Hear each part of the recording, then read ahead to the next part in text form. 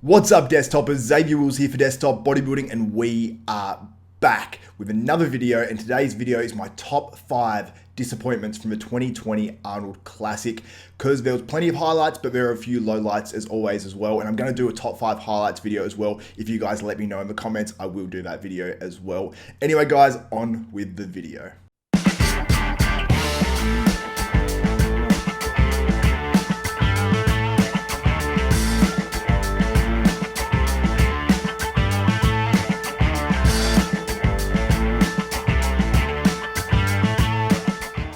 What's up, Desktopers? Now, before we get into this video, I want to encourage you guys, if you appreciate and enjoy this content, please give me a thumbs up and smash that like button. Also, subscribe and hit that notification bell button. That way you'll be notified of every video that goes up for myself, Xavier Wills at Desktop Bodybuilding. But let's launch into this one, because we've got my top 5 biggest disappointments from the 2020 Arnold Classic. And I don't like to really do this negative sort of stuff, but I'm going to put a positive spin on a lot of this stuff, because there are positives to come out of every situation as well. But I'm giving you my top 5 disappointments across all divisions, really, and the whole competition as a whole, because the 2020 Arnold Classic, really, as a whole, there was a lot of highlights, and that video is coming up as well, guys. So make sure you do subscribe for that reason as well, because the top 5 highlights is awesome, and I actually found it hard to nail it down to a top 5. There's that many good ones. So my top 5 disappointments, coming in at number 5 is Patrick Moore. Now, Patrick Moore was heavily hyped coming into this contest. I mean, there was almost no one apart from Big Ramy, and maybe even William Bonac wasn't as hyped coming into this Arnold Classic. And there's even people out there online saying that Patrick Moore can win this. There was just... And I even said to people, I said, look, don't expect Patrick Moore to win this. He doesn't have the amount of muscle yet necessary to win a comp like this. While Patrick Moore was great at the Olympia, he was outstanding. His conditioning was amazing, and he really seemed to peak nicely for that one. I don't think it was a matter that he didn't fill out enough or anything like that, because at this contest, while he said he did put on weight and was bigger at this one, he didn't look bigger because the conditioning wasn't as crisp. Well, I mean, don't get me wrong, Patrick Moore was still in great conditioning, but I think not quite being as sharp, that razor sharp, it sort of showed up some of his weaknesses, like made his legs look weaker and just made him look a bit more slight in a few different areas. But Patrick Moore has a huge future. He hasn't been training a long time, and I really like the dude. And I love the fact that he comes out and speaks his mind as well, and I'd love to have him on this channel as well. So Patrick Moore, number 5, and the reason I didn't have him higher is just because I think he's got a huge future, and it was more the external people hyping him as well, while he did sort of feed into it a little bit too. In number 4, Nathan Asha and Lionel Baiki as late outs of the 2020 Arnold Classic. Now, I don't know what's happening with Nathan. I believe he actually said whether he tagged in the right Arnold Classic or not. Someone said under one of his photos, what contest are you doing? And he tagged the Arnold Classic Australia in, which is super interesting because when I actually asked him, he said he wouldn't be doing the Arnold Classic Australia. So I've got to shoot Nathan a message and see what's going down with him, and hopefully tap an interview as well. And if you guys want to hear that interview as well, let me know in the comments. Also, just message Nathan and let him know, but I'm sure he'll do the interview anyway. Lionel Baiki as well, he was another guy in the lineup that I was really looking forward to seeing, and had he nailed his condition and come in, he would have been a super exciting guy to see. But both guys really should have been top 10 in this lineup, in my opinion, and I was sad to not see him in the lineup, because they would have added a little bit of extra class in what was already a fantastic lineup. In number 3, my third biggest disappointment was Steve Laureus. Now, this guy was the favorite coming in to that classic physique, and really, people were saying he's a shoo-in. Can anyone beat him? That was sort of the question. Same thing as like Breon Ansley going to the Olympia last year. Can anyone beat him? But this was even more of a certain thing, because we had Chris Bumstead, we had, the Olympia lineup was crazy last year of a classic physique. This one seemed even a little bit more of a sure thing, and Steve Laureus misses his mark and drops down to 3rd place to Alex Cabanero and also Terence Ferguson, who both beat him out, and beat him out convincingly, to be honest with you guys. Alex is also coached by the same coach, Neil Hill, and I think that he was just supremely conditioned. I don't know what went down with Steve Laureus's prep. They said they wanted him bigger last year, and sometimes when people say they want to come in fuller or bigger, they just end up coming in off, because they try to be full, and they might be a little bit bigger, but they're sacrificing conditioning. So I think it was more that Steve just needed to add muscle over time and then come in the same or even better conditioning, because he wasn't as conditioned as George the Bull Peterson last year.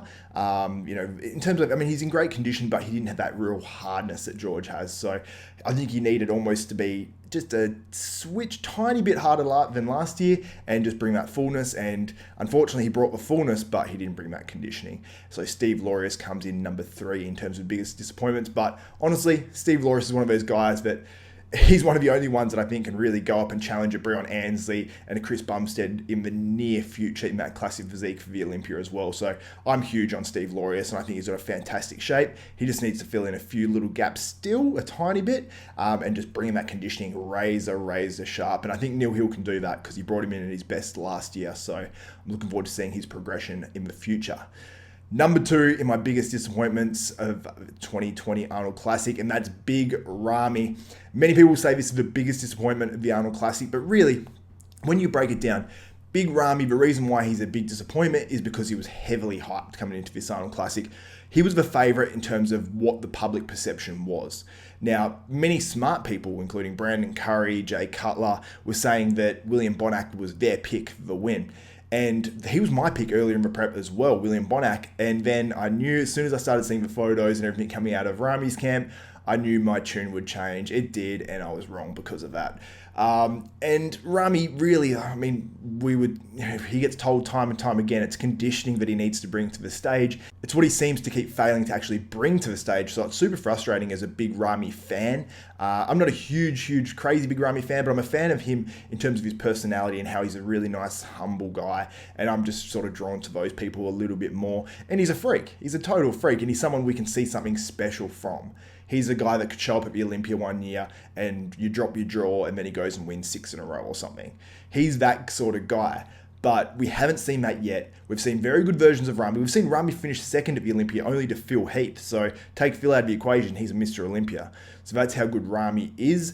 And I still don't even think he was at his very best that year as well. So Ramy's had some crazy different looks in terms of conditioning and fuller and flatter and whatnot. But I think he needs to, people say, just come in really hard. It doesn't matter, you won't lose muscle.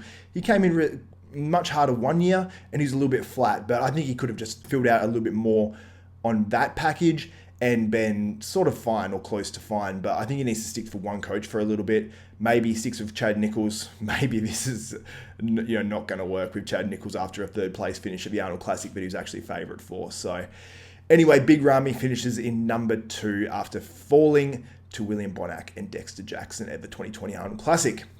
Number 1, the biggest disappointment of the 2020 Arnold Classic is the Expo being cancelled and also people being held out of actually, I think it was the pre-judging or whatever for the for the pro bodybuilding. There's only certain people allowed in, which seems a little strange based off the fact that there was apparently a pro ice hockey team playing.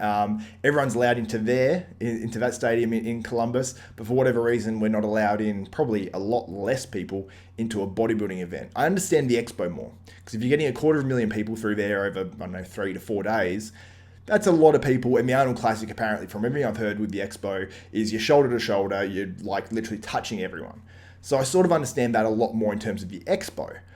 But people being held out of going to a spectator sport, like a spectator event like this, where there's maybe a few thousand people and that's it, a little confusing when there's other events going on. So that one's a little bit strange to me. Very disappointing in terms of the Expo being closed, but I do understand obviously the health risks and everything as well. But it was very unfortunate. I imagine all the people that flew there specifically to have the whole Arnold Classic experience and just going to the show, they would be let down, because the Expo is a huge part of it. And even if you're not that heavily into Expos, the people you run into and walking around there and the people you get to meet is truly an experience. And there would have been a lot of people that weren't even at the show. I know Jay Cutler didn't go out there. There's a whole bunch of people that didn't go. I saw Dave Palumbo from RX Muscle wasn't out there, I don't believe. And I'm assuming because he wasn't actually able to go to the Expo and get a lot of his content, which really does suck because it did hurt the contest as well. But I did hear Arnold did say that it will be rescheduled for later in the year.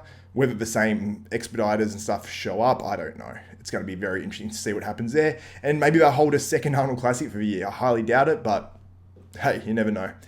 Anyway, what do you think of my top 5 biggest disappointments from the 2020 Arnold Classic? I really want your guys' opinion. Did I miss something? Did I miss someone or something that went down at the 2020 Arnold Classic? Let me know below. And also, I haven't fully nailed down my top 5 highlights from the 2020 Arnold Classic as well. So let me know what you think the highlights are in the comments below, and I might take that into consideration. I'm going to start doing shout outs as well for people that comment on my videos, and especially ones that give me really good comments and really good ideas. It's much appreciated from the bottom of my heart. So anyway, guys, if you appreciate and enjoy this content, please give me a thumbs up, smash that like button, also subscribe and hit that notification bell button. That way you'll be notified of every video that goes up for myself, Xavier Wills, at Desktop Bodybuilding, bodybuilding news, bodybuilding history, contest previews, reviews, all that good stuff coming at you thick and fast. Anyway, for Xavier Wills, Desktop Bodybuilding, we are out.